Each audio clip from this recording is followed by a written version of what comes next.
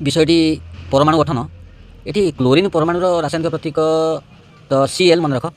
Chlorine परमाणुर आम electronic संरचना जदि करवा केमती हम। क्लोरीन परमाणु आम जाचे आर परमाणु क्रमांक हूँ परमाणु क्रमांक समान 17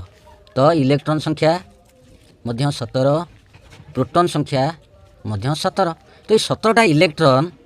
केमिति रोचे तार न्यूक्लियस चतुर्पार्श्व मुझे गोटे क्लोरीन परमाणु करुँची क्लोरीन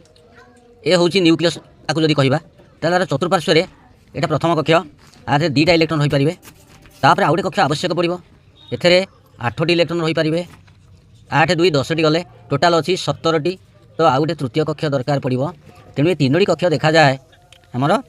क्लोरीन परमाणु में आधे आउ रे केतोटी ना इटी 2टी इटी 2टी 6टी एवं